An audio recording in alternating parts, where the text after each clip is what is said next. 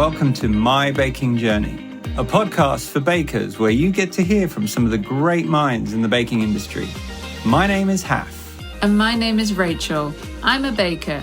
I know what it's like to be baking all day alone in my kitchen, experiencing the frustrations and struggles with no one else to guide or support me through it. And I'm not a baker, but I've witnessed all the ups and downs that come with this industry and where it's hard to get a little bit of extra help. So if you're looking for advice, tips, and amazing insight from various experienced bakers, you've come to the right place. So let's give you a little insight into what's in store for you this week. I got to meet lots of people, from Gordon Ramsay to the hairy bikers. It shaped me a lot, I think, those years I spent there. You know, when I started, I had no idea there was this caking world out there with all these amazing bakers and this kind of network of people. And I started to kind of feel a bit of pressure in terms of what I was posting. I was suddenly second-guessing myself, thinking, is this cake good enough? I've got 85,000 followers now and I can see a little mark on it here and maybe I shouldn't post this one. And I really had to have a word with myself and be like, come on, Amy, this is ridiculous. These are your cakes, be proud of them. And that was just the most surreal thing. I actually had a moment where I was like, my cakes are being shown across the country in America right now, but I had to pinch myself. Welcome back to Season 2 of My Baking Journey. Did you miss us? We are really excited to be back and really happy to have another lineup of amazing bakers from all over the world from this season. So let's start with today. We are off to the north of England to speak with Amy of Amy's Little Cakery. You may know her from some of her cartoon cakes she's recently done. But this story goes back a little further. Holding down a busy day job while baking on the weekends is not easy, but hey, welcome to Amy's life. I mean, regardless of this, she's been able to put out all kinds of cakes in just the last couple of years. And we're not just talking about fondant or buttercream here. I mean, we're talking about crazy florals, gravity-defying architectural cakes, wedding cakes, and of course, some cartoon cakes, to name a few. Her desire to keep pushing herself and keep trying new things has really got her some interesting followers and attention. In fact, just this last week, she went viral and she ended up being interviewed on a US news channel. So what does it mean to go viral, and how does one keep up with these busy schedules in her life and manage that work-life balance? What really keeps this woman going? We're about to find out. So enjoy this episode, and it's good to be back. There we go. That's perfect. You'll be used to this now, considering how often you've been interviewed this week. It's been a bit of a crazy week, to be honest. Yeah, I bet so. But before we get into all that fun stuff, Amy, thanks for coming on and chatting with us. This is quite interesting because Rach just mentioned to me that you were the first person who we met in person that we are doing on the podcast before we did the podcast. So everyone else we've met after the fact, or we haven't even met all of them, obviously, but just after. But we got the lucky opportunity to meet you in person last year at Cake International. Not just you, but also your mother as well, your lovely mother. Hello, if you're listening. Yeah. I'm sure she will be, right? She will be. The biggest fan. So this is really cool. We're really excited to talk to you. I find your social media presence quite interesting. I find the limited history of what we know of you quite interesting, and how you've come out of nowhere, let's be honest. In just 2 years, you've turned the internet upside down, which is very, very cool. But we need to go back a bit, I think. And then we always love to start with just getting to understand a bit more about you. And maybe when you were much younger, how this baking business came about. Like, how did you get into it? Have you been doing it? Was it your mother? Was it a grandmother? Was it someone else? Or did you not even do baking? I mean, give us the story. Yeah, so my mum baked at home. So I've got vivid memories of her painstakingly making me my birthday cake each year. And at the time, I probably didn't appreciate it as much as I do now, looking back. She worked full time. We didn't have loads of money, but every year she would hand make me this birthday cake. I vividly remember a blue teddy bear she once made me. And I remember her making me this, it was like a doll's tea party. And she kept rolling and rolling this fondant to be the tablecloth that went over the cake for this tea party. She must have rolled it about 20 times because it kept cracking and going wrong. So yeah, those parties, I think, was the start of it. And seeing my mum always baked. She didn't do loads, but her memory, she says, is that whenever she baked, she'd look round and I'd have pulled up a stool and I'd just be sat behind her watching. So yeah, that's kind of my early years and baking. I've always had a sweet tooth. I've always loved eating cake, and so I think it kind of stemmed from that. So not so much my grandparents, but definitely my mum in the kitchen, yeah. It's a really high bar when your mum makes birthday cakes, I think. Yeah, your mum did that. Yeah, I mean, I grew up in the same kind of environment. My mum made birthday cakes, and I don't think I really appreciated it until... Actually, I think until I started trying to attempt to make my own daughter's cake. But I mean, the time that went into it, because it was those, I don't know if it was your mum as well, but my mum used to have these amazing like baking books, which would have all these birthday themed fondant ideas like castles and like all sorts of extra. And she'd just pass a butterfly cake. She'd just pass it to me and I'd be like, I want that one. And then I remember as I got a bit older, we used to go to a local cake shop where they had like a catalogue. You just reminded me. And you'd flick through the catalogue to pick the cake that you wanted. And that was like the treat, to go to this shop and pick which cake you were having. So I think I was probably about 10 by that age. And up until then, she'd made my cakes. But yeah, looking back, like you, I didn't appreciate it until I really started making cakes and thinking, how did she fit this in with 2 children, full-time job? And she was, one year she made me gymkhana, I remember, and she got all the little bits and the jumps and the horses to go on it. So yeah, I definitely started there. Who taught your mum? I think she was self-taught, to be honest. I don't remember either of my grandparents doing a lot of baking. I think she can follow a recipe. That's what my mum always says. If it's in a book, she's fine with that. She can't go off-piste and do something slightly different, but if it's written down for her, then she's happy. So yeah, I think from books and from magazines, she mainly worked. And then how about for you in terms of your career as it built and then what you do today? I think, we need to understand a bit more about, baking is not your day job, right? So like give us a balance. I know you tell us like we know you've had a bit of training, but really I'd just like to understand like where your career path has taken you and how you've now brought cakes into it. Yeah, so my full-time job is I'm assistant head teacher in a secondary school, which is very stressful, very busy job in itself. I think baking for me was a bit of downtime, but I guess you've got to go back a bit further than that, really. So before I was teaching, I actually worked in a restaurant and I was a pastry chef, and I did that full-time for 5 years, actually. But I'd worked in that restaurant since I was age 14 and I left there when I was 26. So I'd started as a waitress, just doing Saturday evenings, doing the odd shift in the kitchen. And that evolved over time to working in the kitchen. At one point, I was the head chef in the kitchen because it was a husband-wife team and the wife was ill and I took over from her until they found a full-time chef, who then coincidentally became my partner at the time. And so we lived and worked together. We lived and breathed food.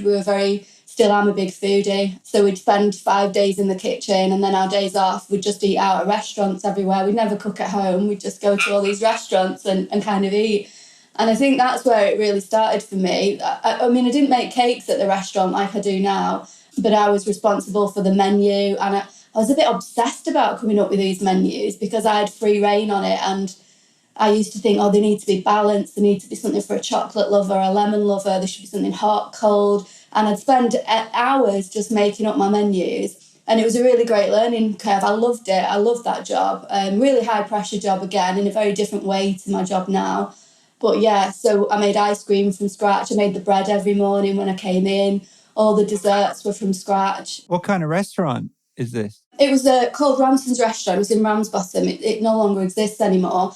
But it was an Italian restaurant, but not in the sense of garlic bread and pizza style. It was quite modern at the time, I guess. It won loads of awards at the time. So I was really lucky in the experiences I gained from there. I got to meet lots of people, from Gordon Ramsay to the hairy bikers. I got to go to Greece because we won an award and we were flown out there. My boss would fly me and my partner to Italy 3 times a year to go and experience the food over there to inspire us. So at that age, I just turned 21 and I took that job on full time for 5 years. It was a great experience for me and I loved every minute of it. That is brilliant. Imagine you're 21, boss is like, all right, go to Italy. Yeah. Go just eat. Just absorb the culture. And we'd go to these Michelin star restaurants in Italy. And then the next day, I remember we went to an artichoke festival in this tiny little Italian village. And it was just, it was a great experience for me, and kind of learning probably a lot of the skills I use now. The time management skills is the same when you're in a busy kitchen and managing that pressure. Yeah, it won lots of awards. I remember we got the Good Food Guide of the Year from Which Awards. We were in the Good Food Guide. We got 6 out of 10. We were aiming for a Michelin star at one point. So, yeah, it was a great place to work. Very forward thinking of your boss as well, to say, go to Italy and immerse yourself in that environment and the culture, the food, the senses, taste, etc. So that when you come back to your hometown, you're then really inspired and you understand it, and you understand like menus and concepts and, perhaps what you want to build together. I don't think all leadership thinks like that. And I think that's quite forward thinking, right? Considering, I'm not sure how many years ago that was, Amy, but... It was, to be fair. And actually all the produce got brought in from Italy, even the fruit and veg. So we had like this amazing produce as well, to work with. And he was obsessive in some ways, and not everybody's cup of tea. So he'd advise which wines you have with your food, and he got quite uppity if you put salt on your food and that type of thing. So he was a real character. Probably no Tabasco whatsoever. Yeah, nothing like that. Exactly, chili sauce. He was a real character, but, gave me some great opportunities, and I had quite a lot of responsibility and free reign at that young age, really. I do remember as well, before my then partner, the head chef, started, and I was kind of running the helm. I was at Leeds University at the time, and he used to drive and pick me up from Leeds on a Friday evening to drive me back in time for the Friday night shift, the Saturdays and Sunday, and drive me back on Sunday night back to Leeds, and I'd spend the week at uni and do the same again the next weekend. So yeah, good memories. So I've got something in common here with you, Amy, on this, because I did a small stint in fine dining when I was living in Scottsdale, Arizona, for a chef who started a restaurant. She got a lot of awards out of it. And I can totally relate to just the busyness of it and the skill and the time management. I was the expo, and I was the only person that chef would allow to speak to during service. No one else would allow to go talk to her except me. And then I was also the guy who would deliver food to the table and explain every single ingredient. But I just remember the madness of it. And then the people that came in, the walks of life, the kind of random assignments you get. Like one guy we got brought in a first date, and he wanted a 14-course degustation menu whipped up just out of nothing. And then I had to go memorize 68 ingredients for that night, just so I could talk about them for every single one of those 14 courses. I think it's just a great way to teach you some very interesting skills that you're just not going to learn at university or in secondary school or anything like that. You just get thrown into the mix of everything that comes at you. Yeah, definitely. I had one customer who always wanted a dessert that wasn't on the menu. So I didn't ever know when he was coming in, and I'd have to come up with a dessert on the spot. And I kind of loved that in a way. And he was quite particular about what he did and didn't like. And I remember taking it out to him and presenting it to him, and almost waiting for his feedback. Oh, did he enjoy this week's or not? Yeah, but all walks of life. And I do think it taught me a lot. And some of the people I met there, I'm still friends with to this day. So it shaped me a lot, I think, those years I spent there, definitely. Just really quick then. So tell me if you can recall some of the things you remember making as a pastry chef. Oh, gosh. So panna cotta, definitely. So that was a big favourite. I remember making a pumpkin cheesecake, which at the time was quite strange. Gosh, what else? Fondants, melt in the middle fondants with caramel ice cream. I made Earl Grey ice cream and treacle tart. That got written about in one of the papers. Well, and sticky toffee pudding as well. Yeah, I've kept all my old menus in a box upstairs in the loft. So, yeah, it's good to look back and see. And I didn't write a lot of the recipes down. I remembered them at the time off by heart, and I kick myself now because I think, oh, there was that thing I made, or how did I make that? I've forgotten a lot of them. The only one I have to do every year for Christmas, my mum makes me make creme anglaise. She's like, you've got to make your creme anglaise. So that's the one recipe that's stuck eternally in my memory. But yeah, a lot of them, I've probably forgotten a lot of them now, which is quite sad, really. But even for quite a few years after I left the restaurant and got into teaching, I'd still go back and work the Christmas Day shift or the Valentine's Day shift or, the Mother's Day shift. So yeah, it took quite a long while to get out of it completely. I think it was still ingrained in me for quite some time. Isn't that amazing, right? A job, I'm guessing that you just wanted to get some part-time income at age 14. And I remember doing the same. I was a waitress, I think 15, that was the earliest it'd take me on where I lived. And, that completely shaped your next 10 years. Yeah, 10, 11 years of like just, from a work perspective, culture, the training, the opportunities. I'm just wondering, like, what made you decide not to keep going down that path? Because you could have carried on and obviously the place that you were working, you could have gone off and opened your own or be working probably wherever you wanted to right now. Was it that teaching was a greater passion, or did you just always see this as a hobby or a side hustle? I think it was a number of things, to be honest. I'd originally been offered the job for a year, so I'd always thought in my mind, this is a stopgap. I just left university, so just to go back a few years, I'd always wanted to be a vet as a youngster. I'd had my heart set on it, took my GCSE options based on that, took my A-level options based on that, and came out with an A and two Bs at A-level and cried my eyes out because I needed 3 As to be a vet. My 2 Bs were both 4 marks off A's, had them remarked. So I spent a year working in the restaurant while I waited for those to be remarked. They didn't move up. So I chose a general science degree to do at university, and I picked biochemistry and managed to get a first-class degree in biochemistry, but came out of that having no idea what career I wanted to do at this stage. So I thought, this year at the restaurant, that'll be fine. But this year morphed into 5 years, and I think part of that was, as I've mentioned, my partner worked there at the time. I was having the time of my life, great experience. But as time started to move on, I started to think I'm spending all my weekends in this place. I'm losing things like Christmas Day. So the hours are not social. So having a social life as a chef is very much you socialise with other chefs because everybody else is kind of working at that time. So there was that side of it. And also, we used to get college students in, and they'd always be assigned to me. And I started to realise I actually love that side of teaching somebody a skill or be able to make a dish. And it started to make me think, what could I use my degree to do? I loved science. I'd always loved science. I loved teaching cooking, but because lots of people ask me, why didn't you become a food tech teacher? But it was science that I'd always done and done with this veterinary science in mind. But it was science that I was also very passionate about.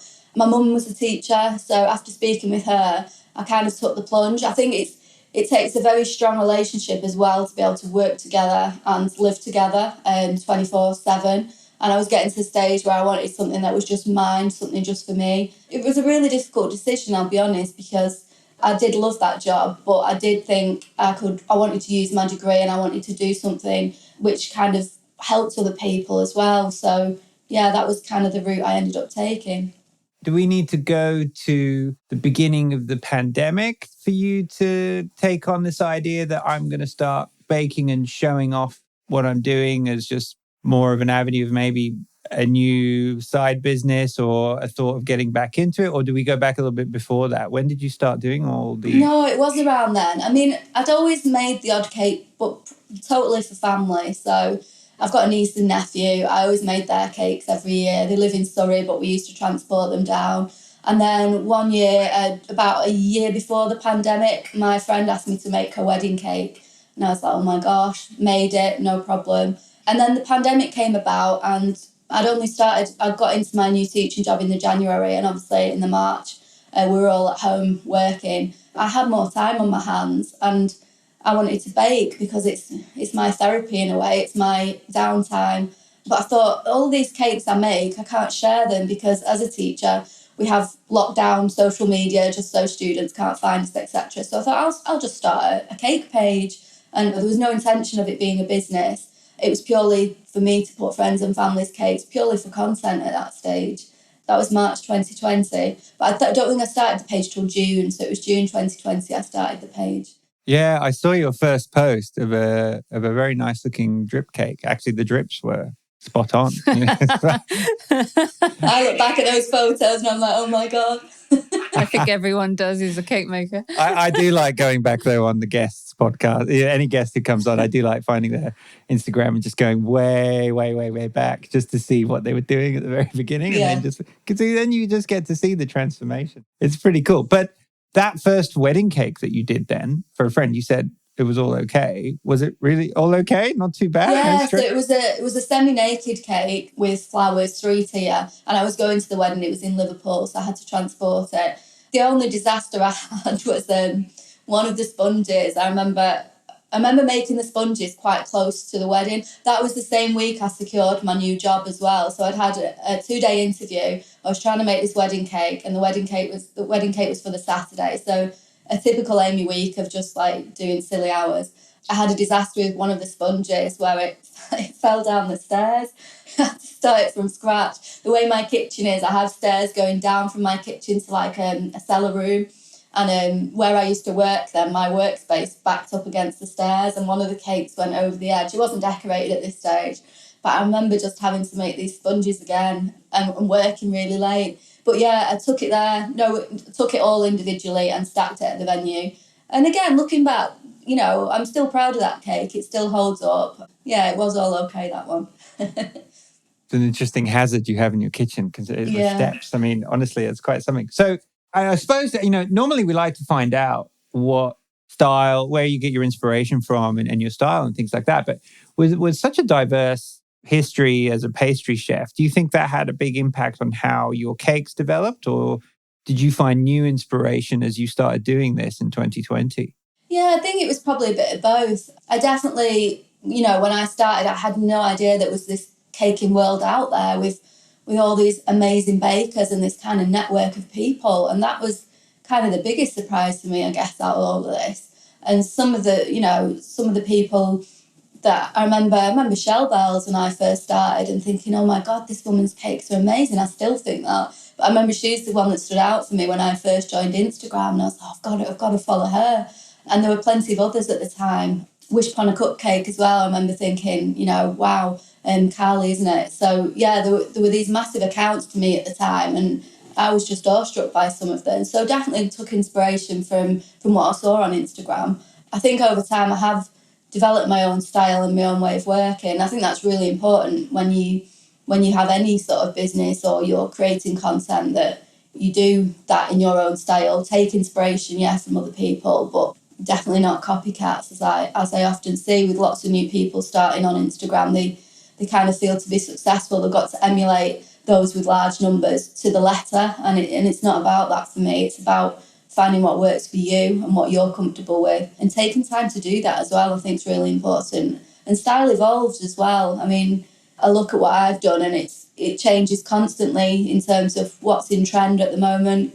Yeah, I think ganache is massively in trend, and so I think that's helped me in some ways. I've always used ganache, more so out of necessity than anything else, but that's become very much an in thing now.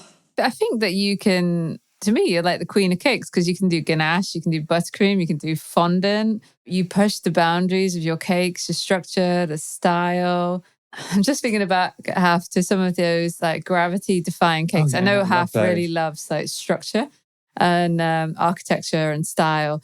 And so, you know, I look at those cakes and think it's almost like you got to a milestone. So every like 10K, you'd be like going up and you'd push the boundaries even further. And you know, the one that stands out in my mind is that 70K cake that you did with the 2Q cake stacks. Oh, yeah. And then one of them's like balancing in the corner. And then interspersed with that, you've got some nice little floral cakes or something else going on, right? Butterflies and just wondering, like, what makes you take on those challenges? Like, first of all, like, is it just something that you feel like you want to push creatively? And secondly, have you had any disasters? Because I mean, we see the making of the cakes, but maybe there was one before that like knocked over or something. I think for me, I love those structural cakes as much as, you know, at one stage I was known for rainbow cakes, and I don't know how that even started. I think I got lots of orders for rainbow cakes and everyone's like, you know, rainbow queen. And I was like, but I don't just do rainbows. And I was like, I want to do something really structural. I think that's a bit where my science mind comes in a little bit. I love looking at a cake and thinking, how did they do that, and working it out in my head.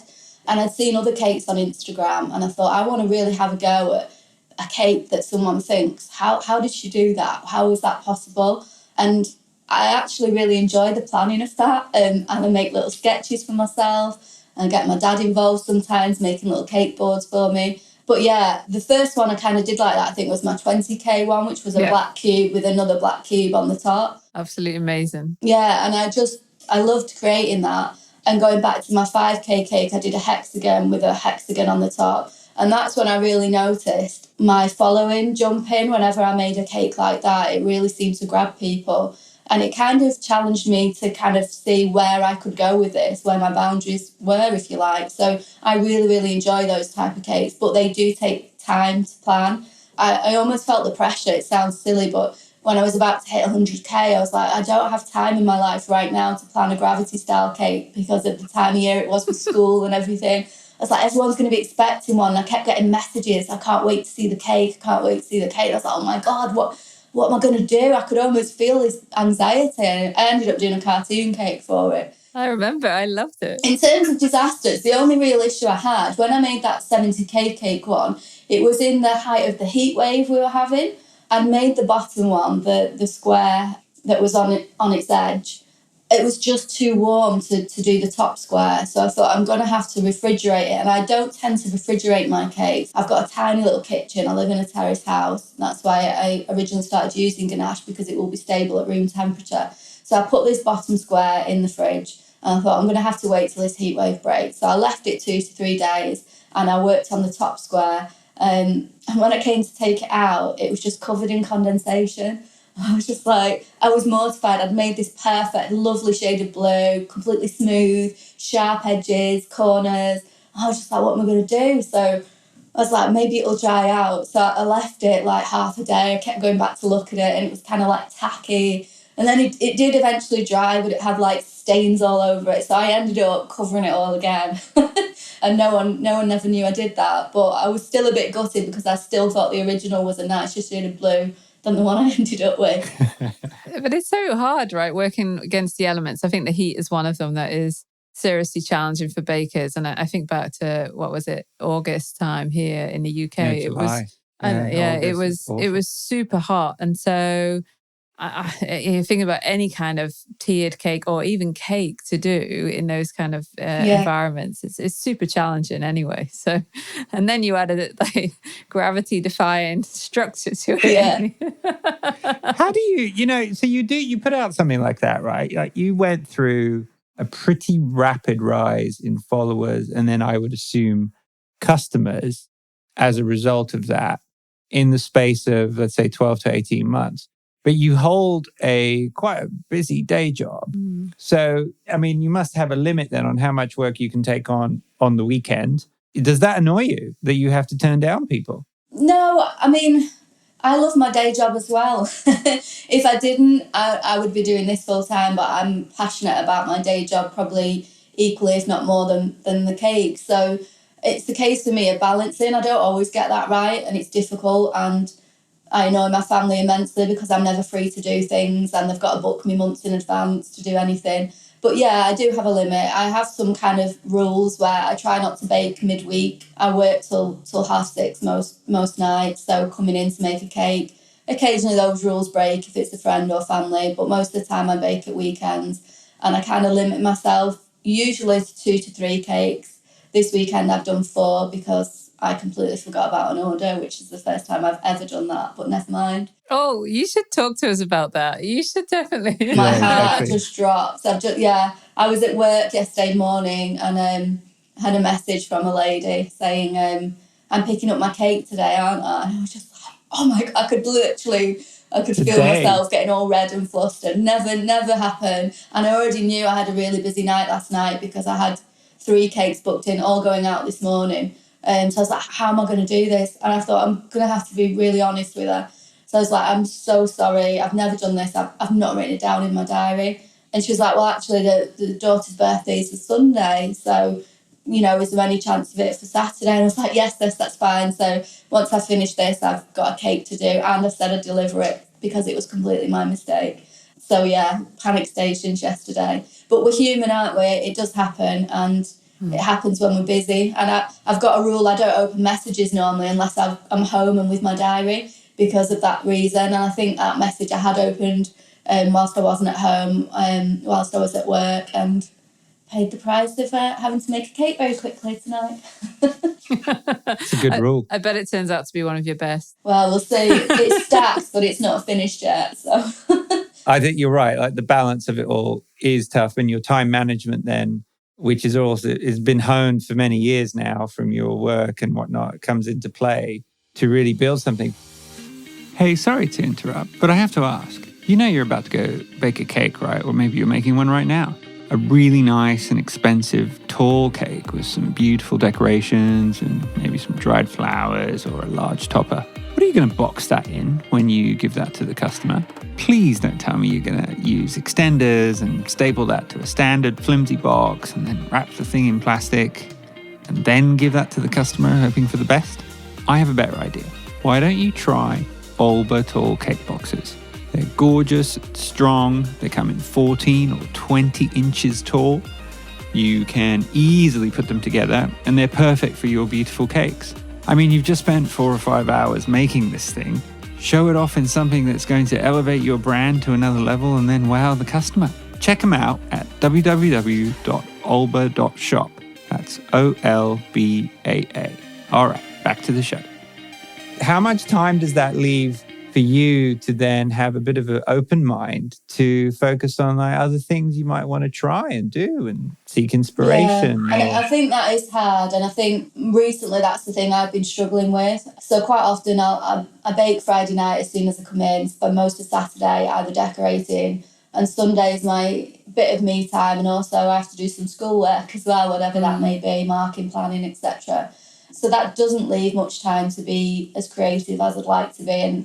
And there's some times now where I've started to block weekends off in my diary and I write no bookings for myself, and just to give myself either a bit of a break or that time. Because I think, you know, it's great that I've got people now that say, this is the theme, we trust you, work your magic, we know you'll come up with something great. But there's also that pressure there to then think of something and be creative and kind of meet that person's expectations. Whereas if they've given you quite a definite brief, there's less thinking to do, there's less creative thinking. And I think the creative thinking, when you've been at work all day and it's 7 o'clock at night and you've not eaten your tea yet and you've got to come up with a design because you need to order those bits to get here in time, that can be the hardest thing sometimes, finding that headspace to give that cake enough of your time and attention so that it turns out the way you want it to.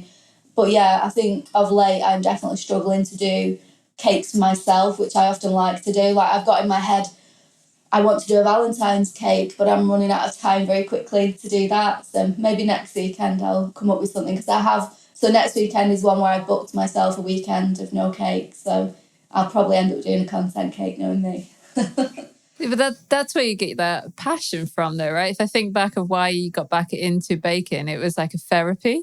And I think that's always the danger, isn't it? That you pursue that passion and then that passion then becomes the job, and then you lose that like ability to just create and have that fun side. Then you need a new outlet, right? Yeah. So I find it like a tricky balance as well, because I went into baking like creatively, and then sometimes when you've got a lot going on, it's like you can't think clearly.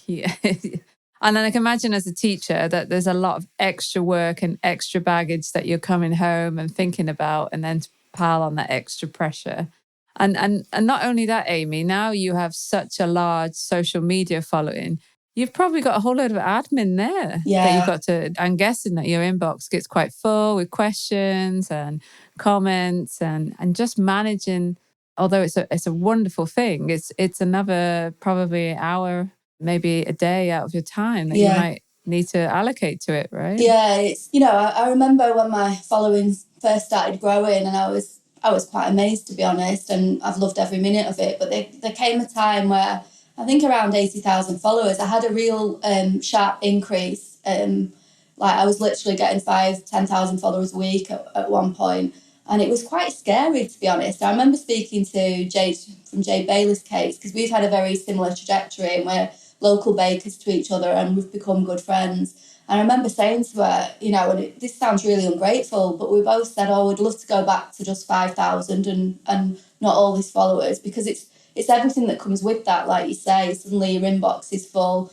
You've got all these different people wanting different things from you or asking different things. And at the time, I was really struggling to manage that in terms of responding to people. I also, and this is self-induced as well, because of the type of person I am, I started to kind of feel a bit of pressure in terms of what I was posting. I was suddenly second-guessing myself, thinking, is this cake good enough? I've got 85,000 followers now, and this, I can see a little mark on it here, and maybe I shouldn't post this one. And I really had to have a word with myself and be like, come on, Amy, this is ridiculous. These are your cakes, be proud of them, post them. And I kind of got over that fairly quickly, but there was definitely a few weeks where I was actually feeling very overwhelmed by how quickly my following had grown and everything that came with that. I think you've hit a really interesting point here that a lot of people who are listening to this may or may not end up understanding is what it's like to go viral. I mean, you posted a reel of a cartoon cake. I think the first cartoon cake that you posted. The slice one. Yeah. The slice of it. What was it? 3.8 million views on this reel? I mean, I can't imagine the ramifications of that. I mean, we have limited experience here. Rachel has a reel that did hit 1 million views on it. And woo! And that did bring a nice, healthy bump of followers and whatnot. But it's different for us because we don't sell cakes. So we're not bombarded with the admin that you would be. So just trying to grapple with what that means for, because I imagine you get people from all over the world asking for a cake because they don't care about where you are. They just see you and say, hey, I want that cake. And it's funny, they almost just presume you're in their country. So I've had a lot from Australia and a lot from America. I'd like to order this cake. And the minute they say, do you do curbside pickup? I straight away say, are you in the UK? Because I'm like, this is not UK. So yeah, then I remember at one point thinking I need to put UK on my bio. It mustn't be there, and changing it to that. But even now I'll still get inquiries. And recently with being in the news last week, I've had loads this last week from London, all again asking for cakes. Can you just walk us through what you've just been through in the last week? Because just so for the listeners, we were supposed to talk to you last weekend. It's a Saturday today. And for scheduling issues and whatnot, we decided to push it to this Saturday. But I'm really glad we did because you've had a really busy week. And I think it'd be quite interesting to hear what you've been up to this week and how it started. Yeah, so I had probably about 3 weeks ago now, I had a media company message me. And I've had messages like this before, so took it with a bit of a pinch of salt. But they messaged me saying that they loved my cartoon cakes, they loved the videos, and would I want to share them in any press stories. And I thought, we'll see where this goes. So I spoke to them a bit more because there are lots of kind of scam or things that aren't quite legitimate. So I've had experience of that. So after checking them out, I realised they were legitimate. And so I sent them some of these pictures through and they set up an account and they said, we'll let you know if they make the press. And I didn't think anything more of it, to be honest. And then I think it was Sunday, my dad sent me an article on Sunday morning. I think that first one that he saw was the Hull Mail or something. And I was like, oh my God, it's a full article about me. I was just gobsmacked because that wasn't what I was expecting at all. And then, so when I Googled that, all these other articles then came up. So like The Independent, I'd been in The Independent 2 days prior and hadn't even realised, which is why I'd been getting all these London requests when I look back. And that story kind of got shared in lots of places. So it went to the French newspapers, it went to a couple of American websites. And off the back of that, early in the week, I think it was Monday or Tuesday, I had a message from a Newsmax producer. So Newsmax is an American national programme. Again, I didn't know much about it. And they were like, we've seen your story in the American press. We'd love to interview you live on the show. And I was a bit like, is this real? Come on, this can't be real. So I was like, why do they want to speak to me? So I was like, okay, what does it entail? And because of the time difference, I could do it after school. So I filmed it at 4:45 at night, which was 11:15 their time. Yeah, and that was the most surreal experience. Really great. And I've not seen it back yet, so I'm waiting for the clip. But yeah, they kind of logged me in and I was waiting. The producers were talking to me. And the weirdest thing was the show came up on my phone and I watched it for 10 minutes before my segment. And so there were 2 commercial breaks while I was waiting. And every time they went to a commercial break, they showed pictures of my cakes and were like, come back after the break to see these amazing cakes. And that was just the most surreal thing. I actually had a moment where I was like, my cakes are being shown across the country in America right now, but I had to pinch myself. That was just, it was amazing. And then I had loads of lovely messages off the back of that. So, hi from Texas, hi from Kentucky, we've just seen your cakes on the news. And it was just like, this is mad. So it has been a really crazy week, but a really good week. So I've enjoyed it. I'm sure there is still more to come on this story. Yeah, we'll see.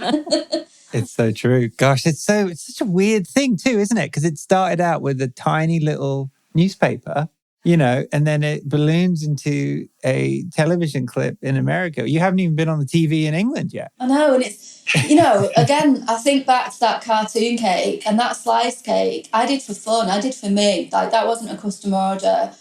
I'd seen it somewhere on Instagram and I was like, I want to have a go at that. It looks amazing. How do you make it look like a drawing again? Yeah, I was going to ask your inspiration for the cartoon cake, like how that came about. Yeah, so I'd seen it. I think it came out of a bakery in the Middle East, right? Yeah, I can't remember their name, can you? But it was in the Middle East. Yummy Cakes or something like that. Yeah, I wanted to call it Yummy Pudding, but it was Yummy Cakes. I remember seeing theirs and just thinking, how have they done that? Like, that, again, it was the brain working for me of how do you do that? Like, I wanted to unpick it. So I thought, I've got to have a go at this. So that slice that I first did was completely just for fun, and I really enjoyed doing it. I don't work with fondant normally, so I remember doing it that morning and took me most of the morning, really enjoyed it, and took a picture of it, and it photographed really well. And I sent it to the group family WhatsApp chat because I was like, oh my gosh, imagine when they see this, what they're going to say. I was waiting for the well done. That looks great, Amy. So I sent it with the line, anyone fancy a slice of cake? And my mum just wrote something back like, yeah, that'd be nice, dear, something like that. Dad didn't even reply. My brother and sister-in-law didn't even reply. And I was a bit like, oh, maybe it's not as good as I think it is. Like, it's not, Anyway, posted it on my Instagram. And then the next day I'd gone round to my mum and dad's and I brought it up and I was like, you didn't say much about my cake. And my mum's like, that wasn't a cake. You sent us a picture. I was like, no, it was a cake. And she genuinely thought I'd sent her a GIF or a picture. She didn't believe it was real. And I still remember everyone was like, you've got to cut it. So I posted a reel of me cutting it. And I knew it wasn't perfect inside. I'd used off-cuts of cake. I'd done the top with quite thick ganache because it wasn't quite the height I wanted it to.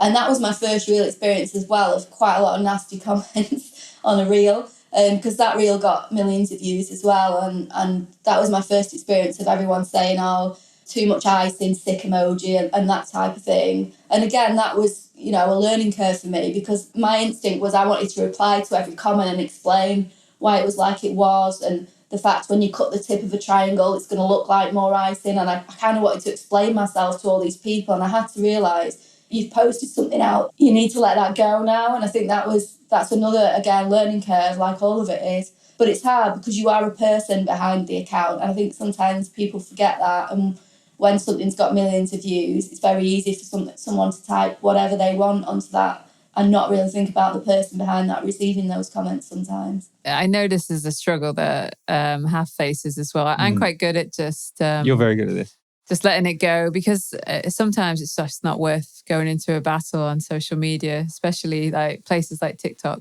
But I can imagine it's a very personal attack on something that you put work in and time in. And you've done it for fun. And I think what's so unique about your account as well, Amy, is that you actually take us behind the scenes and you actually share. I don't think a lot of bakers do actually, but mainly probably because it's the time just to set it up and get it all done. Yeah. But actually share with the audience like how you create that. Because I love looking at your reels and thinking, that's how she's done it. Especially the cartoon cake. I had absolutely no idea how they were done. And then I think you were first off, but I absolutely loved them. I still love them. I'm still obsessed with your snowman cake as well.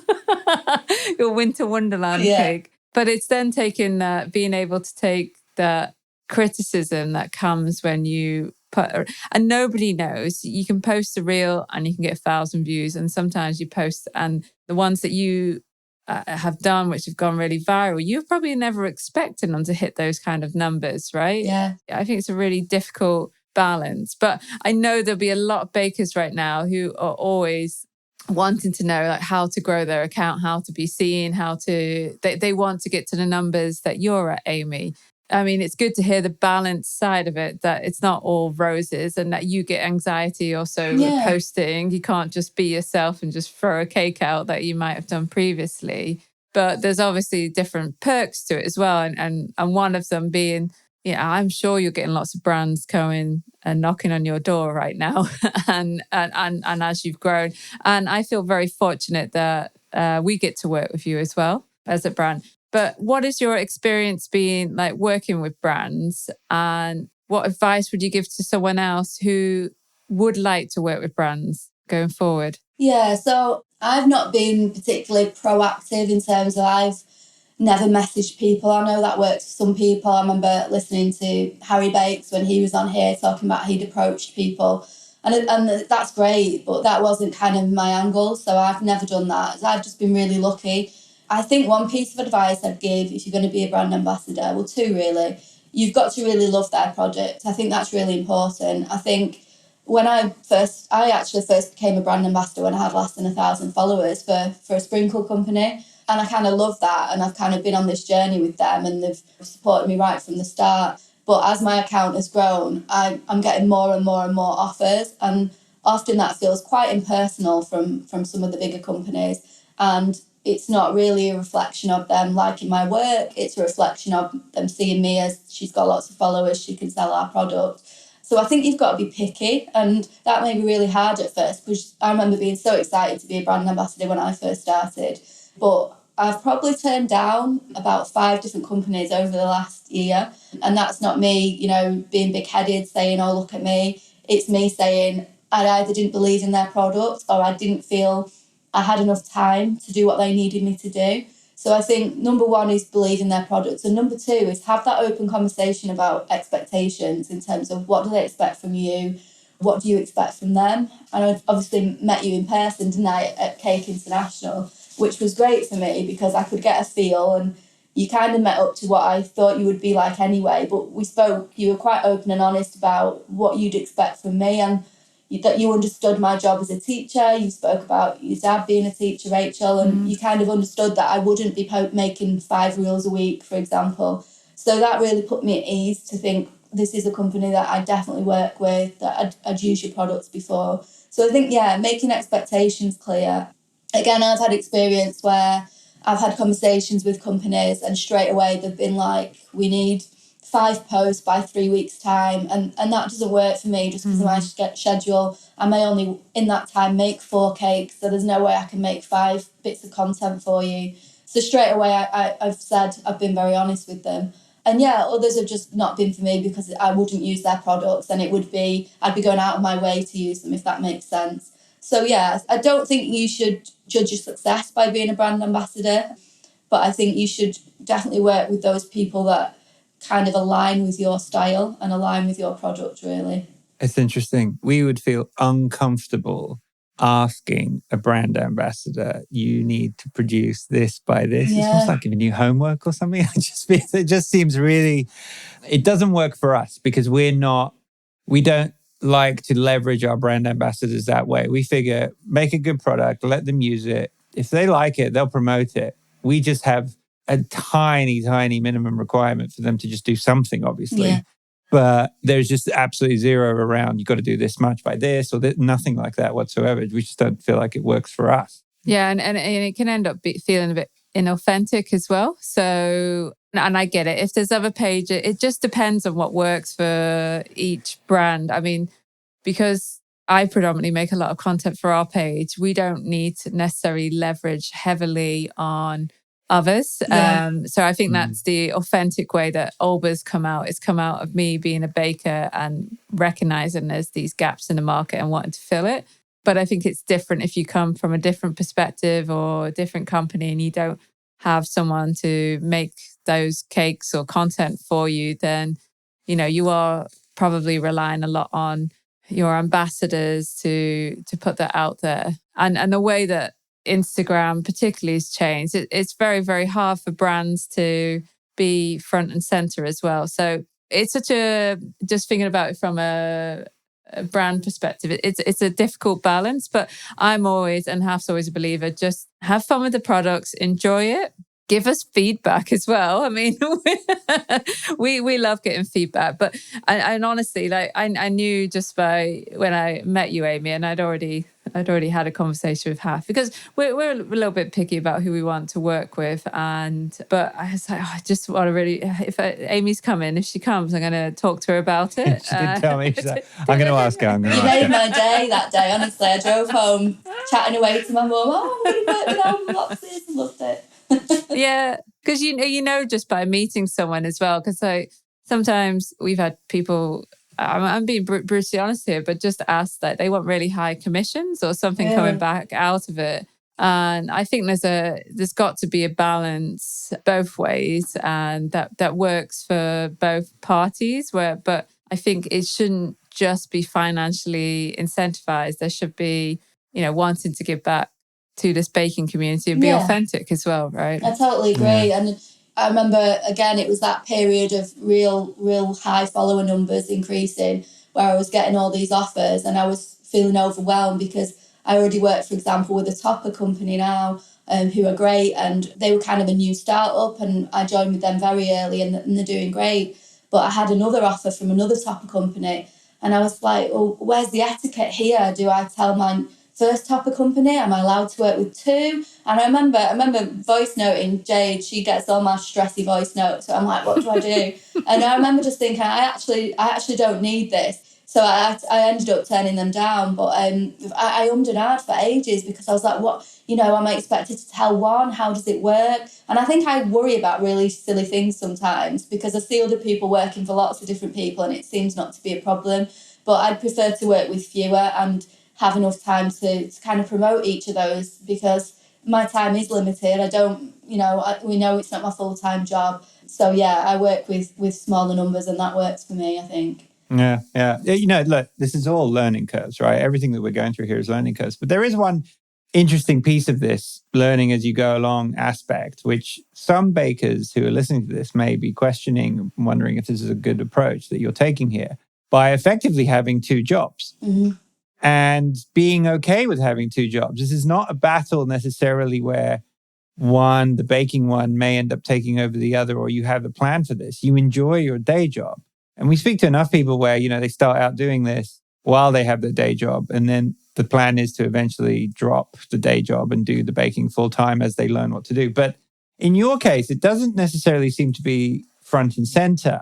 I suppose, ultimately, I'd like to understand, do you feel like this is really working for you, or does it need some tweaking? Like you need to get someone to come in and help just maybe clean up or a few hours, or just somebody to do a little bit of admin down the road? I mean, do you feel like you can balance it this way, or is it going to have to be modified a little bit? I feel I can at the moment, but that takes careful time management and planning. And I think moving forwards, the way things are going with opportunities, etc., I may have to rethink and look at things again in terms of help, or cutting down the number of cakes I do to perhaps pursue other avenues in terms of cake things. I would absolutely love to run a cake class. That is I'd love to do that, combining the teaching and the cakes. Just where I live, location-wise, there doesn't seem to be anything up this way, so they all seem to be down south. But that's one thing, that's a dream I'd absolutely love to do, and that I've still got ambitions to do things in the caking world, if that makes sense.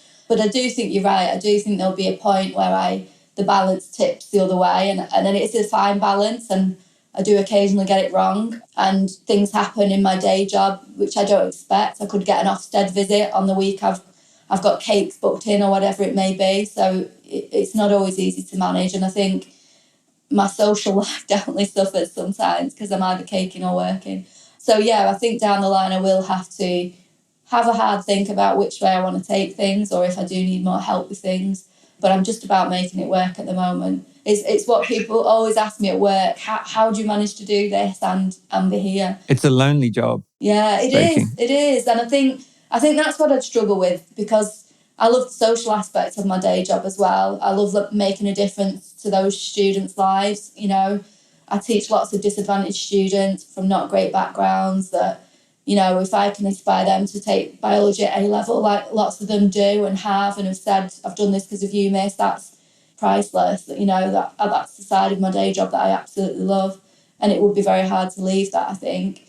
I'm definitely a bit of a perfectionist in both of my jobs, so that can be hard at times, I think. Maybe you'll end up, not preempting it, but maybe you'll end up doing more content related. So then you can keep your passion and keep, just doing cakes and, if someone wants a request that weekend and you can give them, because then you get back to your passion and you're being able to be creative on your terms and you get to post how you want to. And I am fully sure that you will be called up and spending your summer school holidays touring the world teaching people.